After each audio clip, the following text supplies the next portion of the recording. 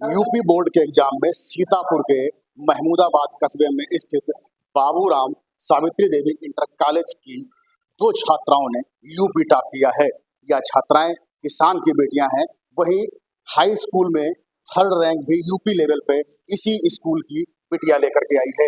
हमारे साथ वह तीनों बेटियां, उनके परिजन और उनके शिक्षक मौजूद हैं। हम सबसे पहले बात करते हैं हाई स्कूल की टॉपर से कि कैसे उन्होंने ये मुकाम जो है वो हासिल किया है। बेटा, आप यहाँ पे पढ़ रही हैं, आपके आज फर्स्ट रैंक आई है, वो भी यूपी में फर्स्ट रैंक आई है। इसका श्रेय आप किसे देना चाहती हैं और कैसे आपने इसकी तैयारी की थी? मैं इसका श्रेय अपने गुरुजनों और माता पिता को देना चाहती हूँ और मैंने बहुत ही संघर्षों से इस मुकाम पर पहुंची हूँ। कितने घंटे पढ़ाई करती थी और किन किन विषयों को कैसे तैयार करती थी? मैं रेगुलर 5-6 घंटे पढ़ाई करती थी और मैंने पहले नोट्स बनाए थे, फिर उसका रिवीजन किया। स्कूल में शिक्षकों का किस तरीके से आपको सपोर्ट था और घर में माता पिता किस तरीके से आपको प्रोत्साहित करते थे? स्कूल में गुरुजन टाइम टाइम पर मोटिवेट करते रहते कि पढ़ो, पढ़ाई करो, समय संघर्ष करना है, कुछ आगे करना है। और घर पे भी माता पिता सपोर्ट करते थे। पिता क्या करते हैं आपके और माता जी क्या करती हैं? मेरे पिताजी फार्मर और माता हाउसवाइफ। तो अब आपका हाई स्कूल है, इसके बाद आगे की जिस तरीके से आपकी फर्स्ट रैंक आई है, जाहिर सी बात आप पढ़ने में अच्छी हैं, तो आगे का क्या प्लान है अभी? आगे का प्लान तो है यूपीएससी है। यूपीएससी। हमारे साथ इंटर की टॉपर शिखा वर्मा भी मौजूद है। हम उनसे बात करते हैं कि किस तरीके से उन्होंने अपनी तैयारी की है और आगे का उनका किस तरीके का प्लान रहेगा। शिखा, आपका यूपी में टॉप रैंक आपकी आई है, क्या कहेंगे इसके लिए आप? सर, सबको बहुत बहुत धन्यवाद। अपने टीचर्स को, प्रबंधक सर को, अपने माता पिता को, सबको बहुत बहुत धन्यवाद देना चाहती हूँ। कैसे पढ़ाई की कि आप पूरे यूपी में टॉप आ गई? सर, शुरुआत में हमने एक टाइम टेबल फिक्स किया था, फिर जब टाइम टेबल फिक्स हो गया था तो अपना एक गोल, डेली गोल निर्धारित करते थे कि हम इतना पढ़ेंगे और आज इसको खत्म करना है पढ़ के। तो ऐसे ही पढ़ाई की। अब इंटर के बाद क्या आगे का प्लान है, किस फील्ड में जाना चाहेंगे? सर, यूपीएससी में। यूपीएससी के जाना चाहेंगे। इसी स्कूल में यूपी में थर्ड रैंक लाने वाली अर्पिता भी हमारे साथ हैं। हम अर्पिता से पूछेंगे कि उनको किस तरीके से ये रैंक मिली। अर्पिता, आप आपके स्कूल की दो आपकी जो साथी हैं वो छात्राएं फर्स्ट रैंक लाई हैं, आप भी थर्ड रैंक लाई हो भी यूपी में। कहाँ से प्रेरणा मिलती है इस तरीके की पढ़ाई के लिए? सबसे बड़ी प्रेरणा जो है वो हमारे स्कूल के जो सारे टीचर्स हैं वो देते हैं और इसके बाद हमारे जो पेरेंट्स हैं उन्होंने भी मुझे इस मंजिल पे पहुंचने के लिए बहुत बड़ा योगदान दिया है। हमारे जो टीचर्स ने हमें जो पढ़ाया, हमने उसको ध्यान से पढ़ा और टीचर्स के सपोर्ट से हम यूपी में तृतीय स्थान प्राप्त कर पाए।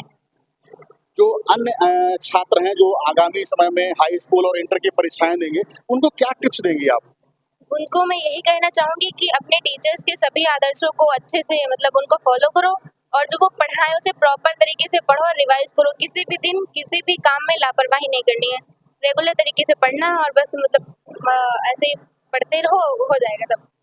हमारे साथ विद्यालय की टीचर भी हैं। हम उनसे पूछते हैं कि बच्चों को पढ़ाने के लिए क्या कुछ वो नए तरीके अपनाते हैं जिससे उनके स्कूल के बच्चे इस मुकाम पे पहुंचे हैं। जनरली पढ़ाई तो हर स्कूल में होती है, सभी अच्छा अच्छा दावा भी करते हैं, लेकिन आप लोगों ने वो कौन सी टिप्स अपनाई जिससे आपके बच्चे इतना आगे निकल गए? सर, हमारे स्कूल में बच्चों को, जो थोड़ा सा गरीब बच्चे होते हैं, जो पढ़ाई का खर्चा एफोर्ड नहीं कर सकते, उसके लिए हमारे मैनेजर सर ने सुपर 30 क्लास चलाई थी। सुपर 30 में हमारे यहाँ जितने भी बच्चे आते हैं वो टॉप क्लास के बच्चे होते हैं और हमें सिर्फ उनको मोटिवेट करना होता है, उनको एक टारगेट देना होता है और जो हमारे यहाँ टीचर हैं वो बच्चों को पढ़ाने में अपना पूरा जी जान लगा देते हैं। हमारे स्कूल का कोई भी बच्चा कहीं पे भी कोई कोचिंग नहीं लेता है, कोई ट्यूशन नहीं लेता है। जो टीचर उनको जहाँ पे जैसा पढ़ने के लिए बताते हैं, जितने भी घंटे के लिए बताते हैं कि आप इतनी देर पढ़ाई करिए, आप ऐसे ट्रिक का यूज करिए, ऐसे टिप्स फॉलो करिए, बच्चे हमारे अपने टीचरों के दिए गए वही टिप्स और फॉलो करते हैं और हमारे बच्चे आगे इसी मुकाम पे पहुंचते हैं। देखा जाए तो महमूदाबाद जिला मुख्यालय से भी काफी दूर है और लखनऊ से भी काफी दूर है। यहाँ पे अच्छी कोचिंग नहीं होती है, अच्छी कोई एक तरीके से देखा जाए तो एक गांधरी क्षेत्र कहा जाता है। ऐसे में आप लोग इन बच्चों को किस तरीके से नई टेक्निक से पढ़ाते हैं और किस तरीके से इनके नोट्स तैयार कराते हैं और कैसे इस मुकाम तक इनको पहुंचने में मदद करते हैं? जी, हमारा मानना ये है कि जो बच्चा पढ़ने वाला होता है वो हमेशा बहुत मेहनत करता है और हम लोगों का ये मानना ये है कि बच्चे के साथ हमेशा ध्यान रखना चाहिए कि हमारा बच्चा पढ़ाई कर रहा है तो मतलब उसमें सहयोग करना चाहिए और टीचर जो हैं जो पढ़ाएं उनको भी फॉलो करें, मम्मी पापा को भी कहना है। और ज़्यादातर बच्चों से यही कहा जाए जो पढ़ने वाले बच्चे हैं उनको ज़्यादा फिजूल के इधर उधर के कोई मतलब जैसे मोबाइल आजकल चल रहा है इससे बच्चे दूर रहें और जो देखना है तो पढ़ाई के मतलब देखें, जो देखना है पढ़ाई के बारे में देखें, इधर उधर के कुछ और बच्चे हमेशा मेहनत करते रहें। हमारे साथ यहाँ पे और भी परिजन है, हम उनसे बात कर लेते हैं। आपकी बिटिया जो है एक अच्छे नंबर से पास हुई, बड़े नंबर लेकर के आई है, क्या कहेंगे टीचर के लिए और क्या कहेंगे अपने बच्चे के लिए? टीचर भी पढ़ाई अच्छी करते तभी तो हमारे बच्चे की सही पढ़ाई खुशी है, बहुत माँ बाप भी खुश हैं और शिक्षक भी खुश हैं, क्या कहेंगे इस मौके पे? ये बहुत अच्छे से पढ़ाई की बिटिया ने, उससे सफलता हुई और हम सोच रहे हैं जितना भी पढ़ पाए इतना अच्छे से पढ़े और भी बिटिया हमारी और ऊंचे पढ़ के बढ़िया बन जाए, कुछ भी बन जाए तो अच्छी बात है। और हम सोच रहे हैं कि इतना भी अच्छा पढ़ ले बिटिया मेरी और पढ़ाई। फिलहाल बेटियों के इस सफलता से शिक्षक हो या परिजन हो सभी खुश नजर आ रहे हैं।